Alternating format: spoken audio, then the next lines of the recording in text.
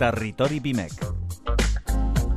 Parlar de ments inquietes i parlar de pimes és com un sinònim, no? Les pimes, la gent que treballa a les petites i mitjanes empreses són ments inquietes, no els queda més remei, cal fer moltes coses, cal llevar-se molt d'hora, com deia aquell, perquè cal fer moltíssimes tasques.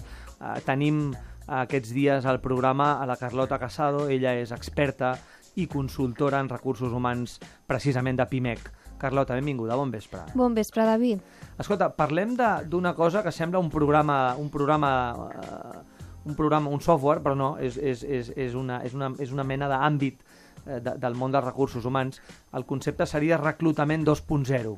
No és cap programa, no és cap software, però reclutament 2.0 seria el titular de maneres de contractar amb gent, de contractar gent, de buscar feina, de trobar feina a través de l'univers 2.0, de l'univers digital.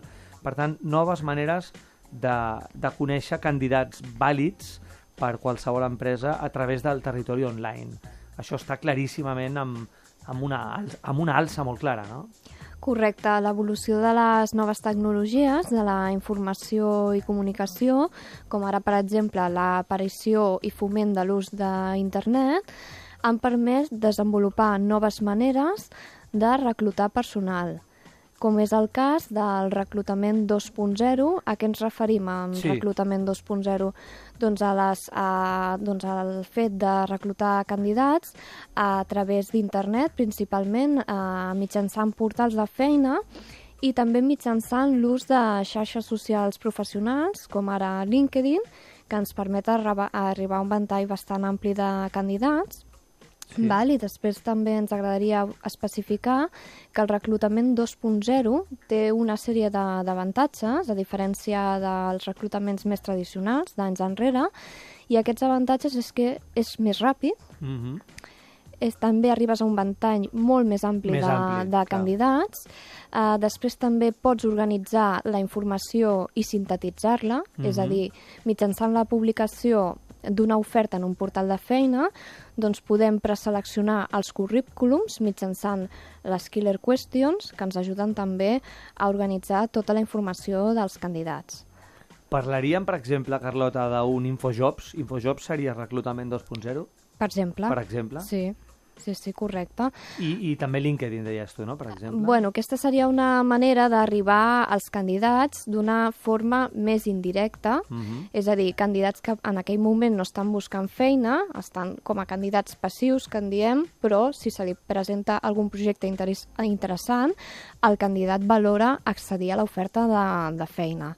I després també ens agradaria remarcar com a principals inconvenients del reclutament 2.0, com per exemple la publicació d'una oferta online, és a dir, en un portal de feina, que a vegades arriben currículums que no s'ajusten al perfil que realment es sol·licita. Clar, la gent envia massivament currículums a molts llocs diferents i potser arriba a llocs que no pinta res allò allà, no? Correcte, perquè en els portals de feina online, amb un clic, ja t'inscrius a l'oferta i a vegades... Això que dius és molt interessant. Jo crec que a vegades aquesta facilitat, aquesta immediatesa, aquest clic, en definitiva, aquest no em costa cap esforç o un mínim esforç, fa una mica de menys autoexigència a vegades.